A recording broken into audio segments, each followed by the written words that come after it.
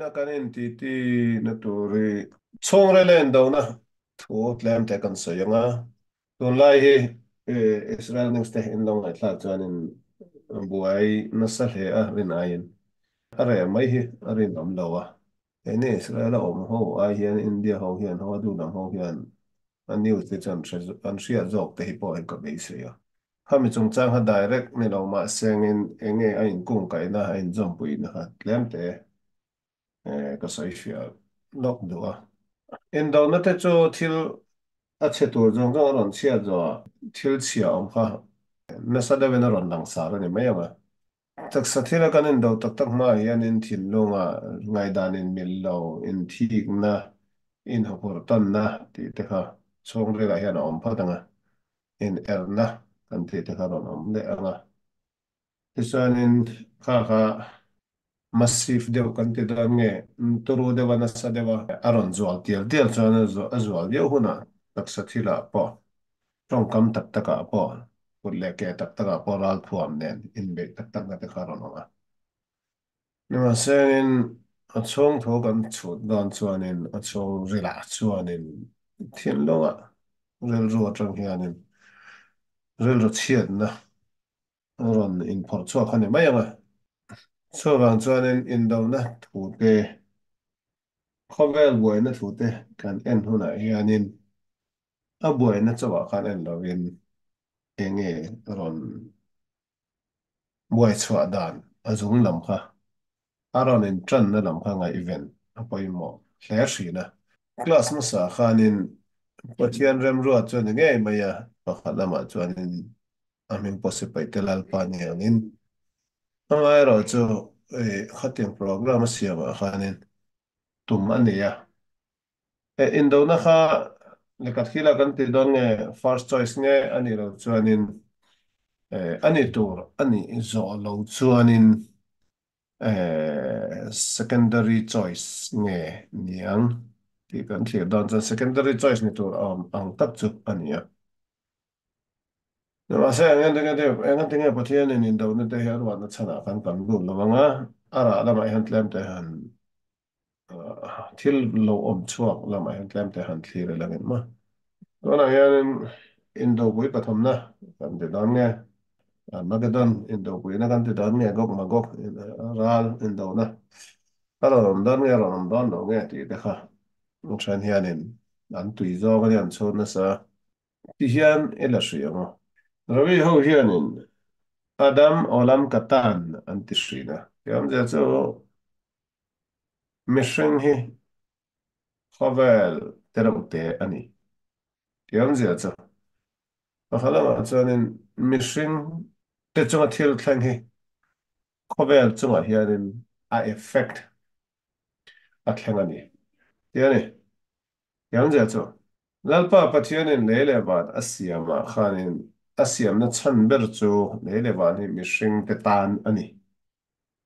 Chuan chuan mission te kan fel chuanin leila van khanin an thrisel puyanga an dam phanga an that phanga mihring te kha an sual chuanin leila van khanin a tor pha dawn ani thil ma kan lo tura ka soi chu ho te ani genesis chan chin ka soi ni eden huan kha tha ma an huwa ma adam le evi kha an sual ta ka khanin mihring chau po an chedong ni lovin lei po khanin an chia adonga lei ne nge ti suala ei lo tur ei chu adam le evilon enga tinge lein an sia adon na tur thu a omam ni a khalama chuan rula ni chuan ni mishing a thlem thlu ka wang khanin sia thiam ala ol dewa ma sengin neutral a om nun na po nei lo lei khan enga tinge ator pha na chan tu nim te po khanin an tor pha ni o ma hling te ron amanga ten ti khan khoga kha kal chho zela kal chuk zela kan ti don nge hun bi kha liam chho zela me hring te khan that lam pan ayan hekin kan sual tial tial emaw ti mai tur a hian kan pla chatial tial a ti chuanin nan pa pathian meidong khan raketa ka tianeo tim han ti mai mai la ti nan za khavel hi kasil fai te na ti anara pazong zong ka that vek daw na ti a that reng ba ka no te chung ti lo kha tem de zo anara tha zong zong gan nung gan sa zong zong po khanin sova te zong zong po khanin an vai khanin mihring sual awang khanin an tuar ngek mai ani te khan na pakata chuanin Sodom le Gomorrah kha po kha Sodom mihring ho kha an sual em awang khanin a kha pui kha har ral vek ania in le lo kan ti te pawh ran nung te pawh an in te thlengin a che vek kang ral vek mai ni in en enge ti sual ai nun na pawh nei lo tichuanin hnung tol le de belangin mihring kha kan sual zel ani awma pathian beis na kha kan thleng lo dong nge tichuanin tong chitin rem tong som salir shen darin kan om ta tong pakhat tonga in thurual thei lai kha in thurual thei to mi lo turin tong som saria tong som sari azung pu tong khanin to na yanin UN level up po yanin ram en zar nge om to a tong mai ni lo language mai ni lo dialect tong chipeng te an chiar don zonin sang en zar nge sang som en zar nge om to ti khan ni ma sen azung pu to som sari a shela ni ya te zonin ton thang yanin en ram tak tak thei lovin tong awang te chen na mun mentality awang te culture awang te hianin pum khat theilo tak tak theilo hianin kan om chani maya chu po chu du tawk lovin felna lom pan ane kan pathian be se yong hi kan ni zo lo nge ka hre lo wa mi hring te hi aram le aram nam le nam in do na ya om de orang maya civilization history kan siat chuan te chuanin 90 some lai a khanin in do pui pakhat na first world war an pianga aram chuaka ti chuanin endo zo khanin endo na ra thlaga mayawng lo na turin an tia League of the Nations te an thona ti chuanin endo na kha an nang zo chuang lawa Second World War alo om le thawa endo pui pati na a hrenin Japan ral an ti ka chelawa ti chuan kama pa khanin endo zo khanin an ra thlak em mai an tia endo pui na om le lo na turin nan thei na turin trani la ang an United Nations Organization UNO ron din chuak ga ala om me ka hi ami hemi organization hi ni ma sengin an tho to ren thong nge kan shelo wa ton lai Israel bu nei Israeli o perspective kan thil dan chani UNO hi anin meeting an thotho na te hi Israeli lam thil dan a chan affair lo kham mai a te kar pon ni lo wa self defense ti chuanin te kar Israel nam pampui hai bo vek mai tur ha chimit vek tur ti terrorist ka terrorist organization ani po hi ti hi haran ti em ti chuanin women rights organization te po khan me chelam right veng hem tu te po khan khama saben Israel te me chiate non rong taka an tha an suala an hala no pang utarom na ben izan me chia hain fiam na mang na sa cho pa cho me chia right tu tang te po khan condemn hi mangal ho che zia condemn hi haram ti em sakat nya thani nya mani ala lu ta na in ngai ta an nor na sat em ma khanin trong kam khata an dem deuh thaka cho pa cho a main category a chan Palestinian te torna khalan tho tho ta wan chan in zuda te khanin zuda me che ho cho mangal ho torna soi tel lo hian independent me chia na ra na ngai an kan ni lo ni mo ti in an long hian a khom mai so van chuanin thudika rau rel na nge ni ani lo chuan side feeling a chak khan an du don te mai ani lo chuanin hau an nei hnem awang khanin an thau don tur arab rama tanga thau an don tur kha an mani interes an ram interes awang kha an dem ngam lo zawng nge enge chotura tam enge chan kan hriat chian lu tu pawh ngai lawa ni ma seng a general picture chu chu chu ni kan point a khan ikir le to amo mihring kan sual chuan leilung khawvel hianin a hre phak ani tiam je chu leilung khawvel pawh hianin a tor phani to van chuan mihring te pathianin a hrem huna ran sa ran nong te pawhin an tor pha ani chu chu toraina mi ron ko hnu dan ani chu chu Bible na Messias Genesis thon thu te hmangin Messias kan hriat tura aron tar lana chu ani ani chuan enga tenga mihring te hi kan ka ani turangin kan that thei mia lo kan fel thei mia lo ti pawh lo na pakhat ani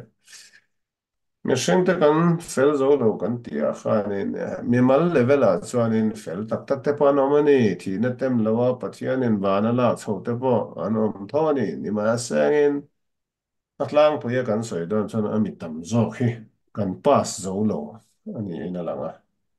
pathian ina min hian thlak na hianin ma chuan enge kan sual na chan hi en enga tenge in do na te aron pian sual tar te hi an suat dawn tai langin ho te a sawi dawn chuan ho te ka ti huna a thu kha ho ni lovin min a ran hriat thiam thei tur an simplified form in a simple thei ang berak tar lan ka tum huna ho te an sawi dawn chuan ti tong kam hi ka mang thin ani ti kha ngai thla tu te kha ni min ron hriat pui bawk da ho te a sawi dawn chuan yeah mi pawimawh tawk mi pakhat chuan chu relu che em ta sengin a relu chiat na khanin a chhung te a kang phak anga a hriam te a kang phak anga a society a kang phak anga a community tichuan a hnam a kang phak anga tichuanin hovel pumpui a kang phak the ani tiang je chu pakhat pa kha mi sual pa kha eng level a sual nge eng degree a sual nge ti kha nenga a sual na level kha a san chuanin ama chung chau pawh ni ma hriam te chau ni ma a hnam pumpui pawh kha a kang phak dana midang te kha a sual na a thinlung a rel ro sual na kha a duh thu sam a lungtum thalo tak tak te kha ti puitlin na turan midang kha convince anga midang kha a manipulate anga amang tangkai anga fin takin thiam takin ama lama tang turin tichuanin a hnam pumpui kha hnam suala a convert mai thi ni chu tiang bokin hnam danga ram danga khanin khateng kha lo om le ta sengin tichuan a hnam kha ama ideology chedeuh kha a hnam te chunga a ram chhunga khanin a thun zawh chuanin khami leader pahnih in mil lo wang khanin hnam le hnam kha ram le ram kha anin do pha mai dan chu wang chuan Cold War kan ti te pawh kan hrianga America lam ni sengin Russia lam ni sengin anin hmangai tan lo khawm mai he hnam pahnih hi he ram pahnih hi himlong chung le in el na thế na ang te lai a pawh tawn thlangah hianin ala tawp lawa ti hianin anin tin ru deuh reng mai chu ani a ni ma seng an ni in huat awang khanin an hrian te ram dang te ani lo chuan hman ruan hman te tuna pro Iran an ti te pro Iranian government ho kan ti te tuna o team o ti te ho pawh an nianga Hamas te Hezbollah te nianga te chuan a Israel pawh hi a pro American ani deuh lo maw ti thei pawh ani hialanga a treaty military treaty tak tak a chuan defense treaty tak tak a chuan alu lo nanga chu a Israel pawh hianin America hi amamaw ve tho ang reng sia ten America tan Israel hi aron du sak mai angai na san cho em sianga Middle East global power cha bi vuan to he keima kan ni ti khami cha bi kha khami boss ni na Middle East le international level mediator influential ber kani te na to ra hianin under the current hianin chung lama hianin Amerikani sengin Russiani sengin anin el ranga an supporter an kut ban ro an ti te ram terau te te kha ral thuam te sat lain indirect in anin kheng reng ani ti chu tu nge shelawa an shebek in karinga so kan main point bera chu kan thu buya chu endo na kan ti te ya teng te po ai a bolin tron na chu mi bekhat thin siat wang rel ro siat wang atanga ronin tran te hi ani du sian ani Hitlerin zadate nga tinge huat ti po san po zadate ne nama in kara khanin sa stelo ne pa khan lo du lo nge yamani chan chin om kha zon dang te po ne ngani ma sangin a main point bera cho en do pui kan ti hi global level din hun lo om taka kan han om te hi bul tan kan en chan mi pakhat pan hi atang te alo ni do thin chiat bang ril lu chiat bang te ani lo chan du am bang te ti te kha ani so bang chuan any tan enge om zia ti kan sai don chuan ti hian an tar langin mihring chunga van do na ron thlena ral hne lo na te emo a hnam bo ral na te emo a ron thlen hona hianin tora lo atang hianin point pakhat point mai mi ron ko mu chu hei hi zuda lo te chunga hianin em person a person eng za ten nge thleng ti hi o soi thei lo wanga ton forum a hian ta na ka soya hi Israel te tan liao liao hian i thlir an thlir hri dan nia a chan chu Israel te chunga pathian in ro rel dan le zentel te chunga ro rel dan hi tlem te ein an lo na chin hi om thri na chu man chan tu na ka soya global level pon in omai thi ni ma sa in Israel level in ka soi dan hriana na khabo koi mo ta Rabbi Chaim Burazin Kwame Alauzi Atan Nefesh Chaim ne khabo ta Nebuchadnezzar mo taita se mo kaselo Rom te mo Babylon te mo yani Jerusalem temple hi an har rale mo in lo ti palange ani mi alo ron ti tane a har ral chu Israel faten ni Israel faten en tingen temple an har al thenga etenga na anti na la temple ti sia don nelo a chong rel lama azung lam kha ani chu rabi ta chuanin Babylon Nebuchadnezzar temple ni hala mo ti nga hal sa ti chia sa om khai chu ti chia bel mai me ni ti in thuan lo se enge om zia kan ti chuanin Israel te an sual awangin an sual na awang khanin van lam temple ti chia te na ma so mira so pathian khanin zentel te Babylon te Rom te man khanin leilung ko vela Jerusalem temple so aron haral salani daima yana hami yasso idana zira fadeba kan sudan chuanin leilung ko vela kan chunga thil thleng te hi ti sathila aron thlen tak tak ma hianin a thlarau zung lam kha lo chheda ito ti khan thir dan tu a thlir dan tu zo ka lo nia ke ne yanin a thlarau thila enge om ti chhul lovin a khovel ti sathil ngora a political level ngora a solution kan zon huna hianin sa phawen an soi beating around the bush mai khane a point kha kan kheng lawani so wang chuanin thei to kan chua ma ti la ti la ya to khanin ani to rangin problem ค่ะกันบวยนะคะมันทอเป็นช่วงลงบางจะน้ำไปเลเวลาจะวันนี้เนาะว่าก็สนใจไม่ใช่เลเวลาพอเฮียนไม่มาเลเวลาพอเฮียนนั่น family level upon. No puede tener en melo fate a lo que es el mambo en qué mambo. No puede ni en pasar ni en canin coca nang ma vang i trong cam tang vang chati vang i fel lo vang chati khati i fel le lu to ka achin to ka shel lo thiam lo canin chan don mai the. Ni ma sang zo na am zo ko chu tiang chon thiam lo canin chan don zo ni ข้าก็อัศลุสวนเนี่ยไงข้าไม่ข้างกันบวยนะข้าติดทนเวงเงี้ยที่ย่านไงตัวเสียงอ่ะตัวนั้นก็สวยจ้ะบวยนะกันเนี่ยเฮ้ตีเรานะตัวนั้นตีบ่เรานะตัวนั้นดิสคัสอันนี้เนี่ยงกันสตาร์ดี้ดันเนี่ยแคสสตาร์ดี้นะเองยังไม่เสียเทียอินทีที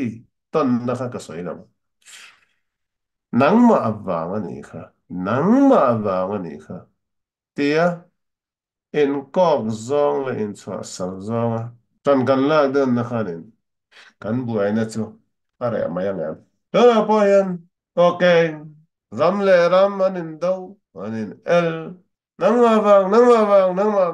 wang a solo san chu a om the yang em a zung tak tak kan chu lo chu cha wang chuanin thel ram ang hi buai na ma em kim ko vel thila po sa ka thila po chung ko thila po a buai na chawa khanin ki buai lo wang a buai na zung aran tran chuana point na kha i buai pui zo ka ngo a soya ola ne ma se a zung kan ti hona hianin a hria ta harai a chan chu thingkung poi a zung a hrisel ang tin nge hria tan ara atangin a kung atangin na ni ma se a zung chu ang tin nge lein hnuai a om sia mu tlang hi harani so bang chuanin khovel thila ti sa thila tak sa thila thil lo thlang te hi a tharau zung kha van lama om sia van tho thla lo tan chuanin tharau mi bial lo tan chuanin a zung kha chu zung mu har teuh ani so ma ka soi da na zira chuanin a chung lama tharau zung mu the a ngai ben theina tura chan van chung lam thil chu tharau thil ania sa khona pathian thu hi a final ultimate solution aron ni thau thau dan a khovel thil pa kha poimo nima sangen a khovel thil kan ti sa thil hi a outcome ani a effect ani a cause ani kherlo a chan chu cause and effect a hian a karani na ka soida na jana chan a cause a kha tharau zung ka ti khani spiritual phenomena ni cho bạn cho nên cô bé ra ra nghe in đi tao ngay là tôi tự u cái sự đó vậy na in này ngay mi lâu thì bôi cái rừng đó nhưng mà sang tôi nó cái nên tí đàn công giao mà cho nên hết tiếng thì à ông ấy lòng hà rồi thì em sẽ mindset a perspective han khen đàn được không cần lâu tôi em ang ai này chú là này thì được không cần lâu ngày về em thì không in giọt sầu tai lang in a tha om bange so tang salo ba cho tu na ha thi na lang ka te lo ni ma se in buai na kha a meaning a significant tak tak kha shiat chian harati dewang so wang chan mi tam tak hian in buai na kan ton huna zunga bal lam thlir tam lovin roi thei thil mangin buai na kan nei kan emotion negative emotion kha kan ti mit tuma zo le flow mangin drugs mangin akik om chung aroi hun chung cho badai le sia akik aram ral hana aroi aram ral hona azual tial tial so bang chuan in kan negative emotion ti min na tura khan regular basis a kan la ta chuan sia la lan khan addict kha kan ni le mai dona khami om le khan normal in kan om thei to don no cho cho a drugs khan ne lo azu khan ne lo nangma inner emotion instability khami zo khalang ne dai bai the so wang chuan hil zong zong cho hot level atang ania เห็นลงไงตัวนะกันเนี่ยค่ะ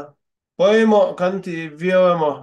กันเรื่อยๆกันเห็นลงไงตัวนะกันที่ลงไงตัวค่ะอาจวลหุ่นน่ะกันตรงกันอ่ะรันชัวกันอ่ะจวนนิน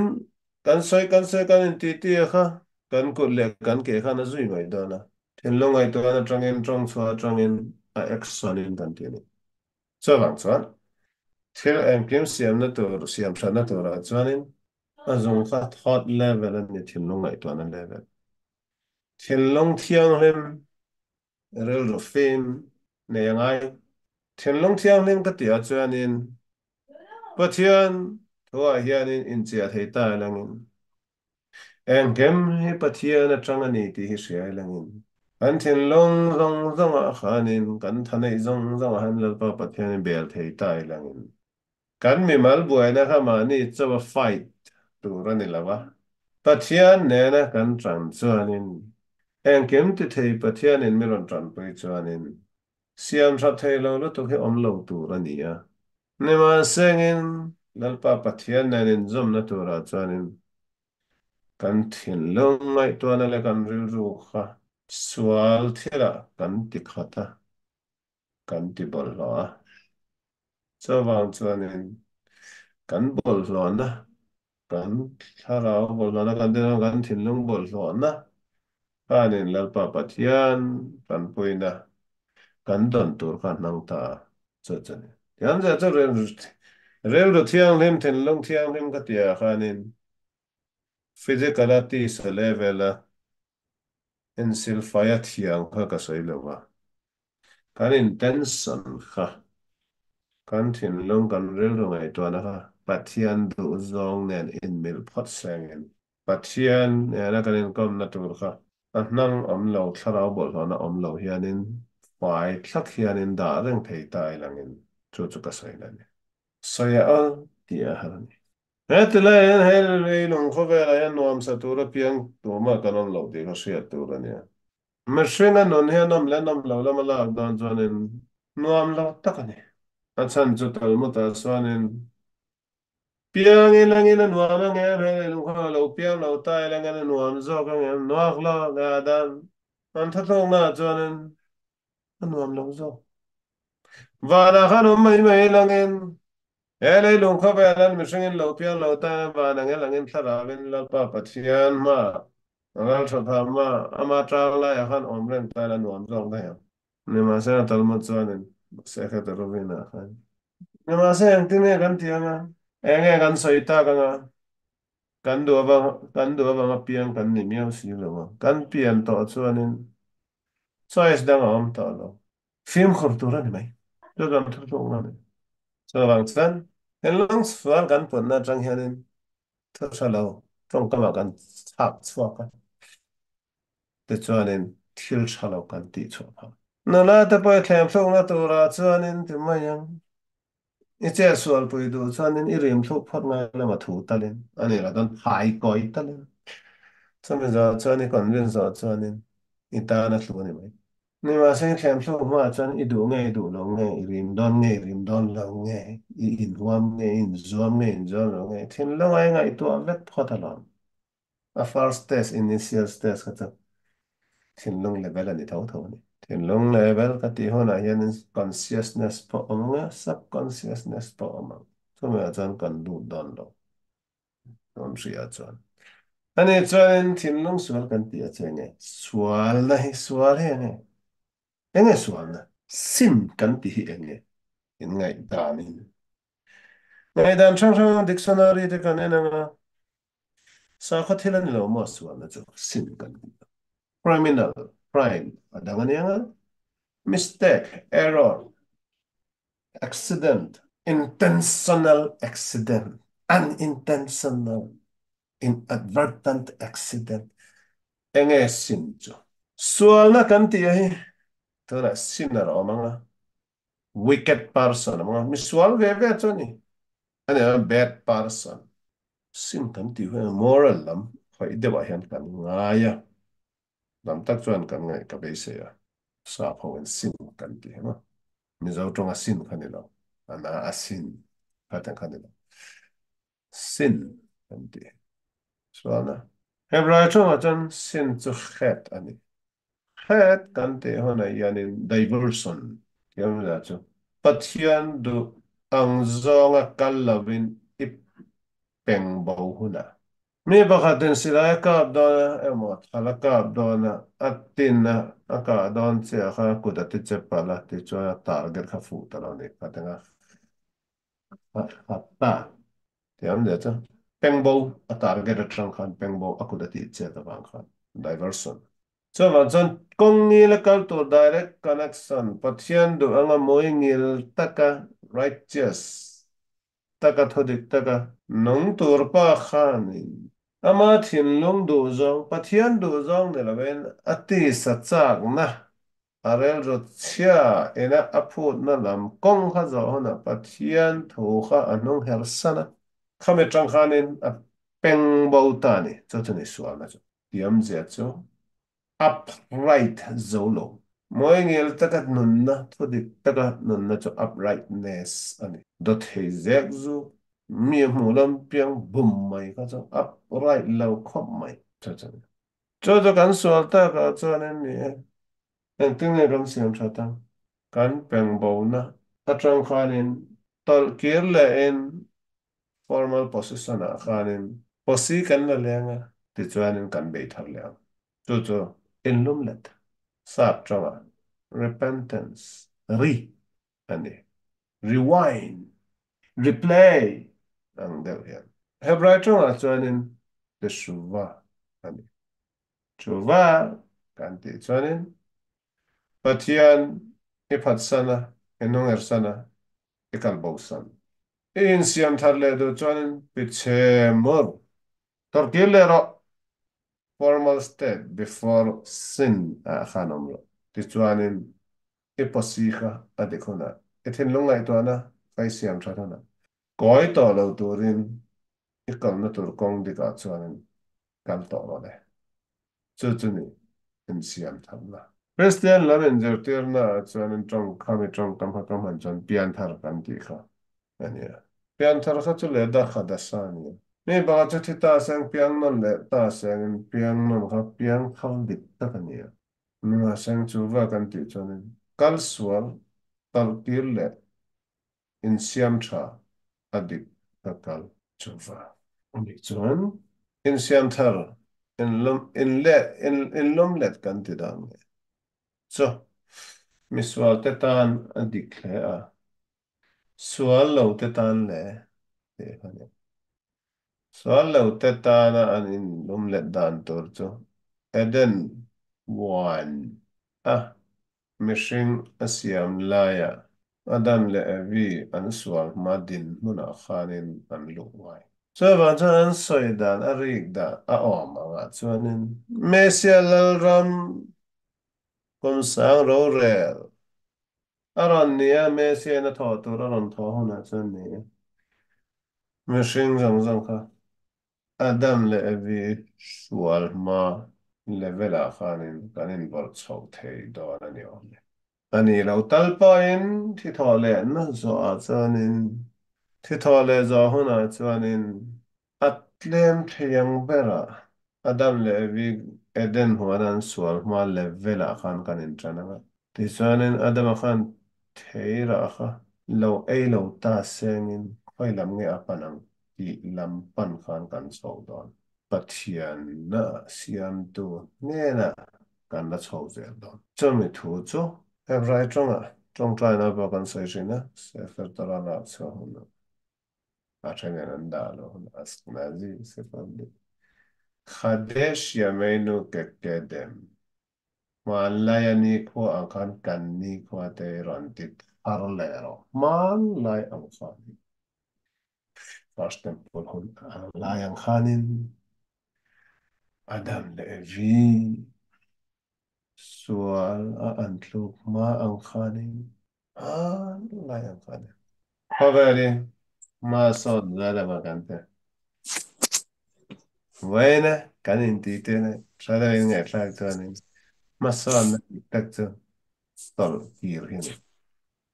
Patia na trangin kan siam so kan ya. pathian atanga ron chua kan ne pathian lama kan tal ki tur ni chu ni chu ba chu chawang chan sual na ja nge ti atlir dan lem te perspective sang devin moin ayan karon tar lang zuaya nona hianin satan hi lo piang lo ta sen lo sian lo ta sen lo pa pathian hianin eng mai buai lo tur ni satan hi kan ho em te po lo niang a no om lo ta sen ti adu fu sam te po kan tam mai thiang ni ma sen satan sa satan an trenen an de satan an de dialect chang chang enge niang le the devil enge satan at niang le satan at so le hastin at chang ani hek chetu accuser yang za so Rabi tanan soidana chanan satana hi te mayang ane la jan satan power kan ti dang satanic influence kan ti hi adama sual ma adam levin sia le so sia na thing ra an e ma khanin satana kha kan chung le la om lo kan pon la ma om external force lani Tavan chuanin vivo kha aron bum don aron rule aron chuang rule mang tang kai hanin aron in ti puya ai ta che ai ti khami ai ti ra tang khanin asatana influence khami shin chuang alu tang chuang chumi ma chuanin du chuanin bol lo anga sabana sil fai mai thian chung ri la na lu corona ai thalu ta saban mai ma sil fai chen ni to lo Chir dia ko ta mo ke akaya to yen isil fa ya ipo apon la nga abet mai mai kha chu a buai pui kha har lem lo chung ri la ran lu to kan thi san kan ru kan ti a chan to chuanin sil fai dan tu bo hom ji om to lo ni so chen ya kal dan kami sia le sa sia na lo e lo ta sang satana kha kan do chan kan pa ma kan do chan kan pon la kan no la a to fai te pa kan tu tu tu na po hian eng ti chen nge mo ne a chan ni en hol the na kan ne ne ma sa har to ni kan chung ri la lu to bang hian in internal problem kan nei ta ne ta na pa hian Israel te hian Hamas te ne na nin da bang kan pu bi bi a po hian internal problem ne ya domestic problem Israel politics ai judicial system chung ta khateng de bang Hamas in war po heron ralma saying in kami domestic problem ka solve ani to ti na ni miano. Misirale ni ka fereme at long life fine ni masa no na ni mi lo chen ina iron plan huna fa na ngai ngai ni le do ni nin hao ngai ni nin hao le do ni. Kesuan thing ra kanaya an solta arol khem na tur kha a infection kha zahamat na kha sante kha kan chong ila luta خمسة أخانين ستن هي الميران بوم نتورين روليمو external force of among low point internal faculty kamangin keini angin thuwa soi theito atira chan e thiang na nge lo turan ti cheu mo e nga tingi te kan e zo chanin ating lo ko chen ni ma sen ka cha ka ka du tôi đang có soi mà sen cái thịt hổ thủ đó cả cả pasta lên soi mà sen lá lên soi mà sen cái thủ thủ đó anu apa lên soi mà sen nhà mà sen cái thịt hổ thủ cả cái mà cái tỷ trồng hiện là trồng đó cái khá là nên biết đó cho nên cái mà cái tỷ cái mà tắc tắc nhá anh ấy lo cho nên satana khen ka chung vela bet khan satana khan ke ma trong en puron se ye kha kha thlia shangai ka soi fia ta nga ka selo to ma sia thiam the na to ra chon egoistic conversation adik lo sia ni ma sen ichak ka ti do ni ti thong thong anti ethicam ni ma sen iti thong thong midang in ron tir tir ni lo ka du ka ti thong thong ka kha kha nang ma ni Satan khan nang ma trong kama thu soi ni cho sa trong evil inclination kan ti kha ani a evil lama hani niram bo bu tu ni ma sangin kan ni na tak tak kha pathian kan an na kha a bo ra la ni chong lo a om ra ni ti ham le cha sa trong kam han don conscience kan ti kan la ne ni na ra ru ru cha cha lo ni no pui ni lo me che zu pol mai cho a cha lo ni dan thiang le men ne ngai a lo多少层面了呢？你们是搞好哎，没个他子，真多了多少种，地老没有，我知道。噶啊，切了嘛，脱水了，噶哎嘛，啊，切了嘛，把葱了脱水个，噶种嘛，喂喂嘛，给嘛喂喂，种因很种的。这反正都中间开着中间是的呢，哦，哩能嘛乱能做的葱的啦。啊，都做个中间开着个中间，那爸爸天ini i an na sarau khanin nang ma chonga nang ma ni na dik tak chonga ran chong kha thia sang lai kan mel ma cho kan thin long hen a chan cho chiang a chang even inclination good inclination apan ini yan so van jan kan lung po hi pania chen the ni laugh sai yan aha yan ding lam le ve lam a chen the ne khasidut lama chanin ading lam kha a good inclination yetzer hatta fanti omna lamanya ve lam kha Satan temptation headquarter ni aman puyan ni masangin anom na munso na Hamas tele Israel te ram khata an chengan in daw daw ang hi atyang mai ni kani kak sa chunga thin nung pakata an cheng khoma anin daw ani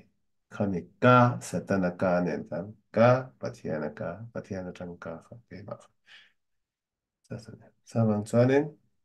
ka tlong na he point sia chuanin kan hmel mai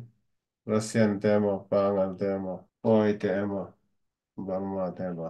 ani na chung la chuan lo mi khel lo mai pe kan hmel ma lian ber chu ke ma ke ni bo ke ni asatana ke ni ka pa ka ha ka khatiang lam khathlir lavin political matter zawa mi in da na chung cha na khata khan thlir dan chanin a problem hi ani to rangin a sa fa tu polo window ma sengin nang ma kha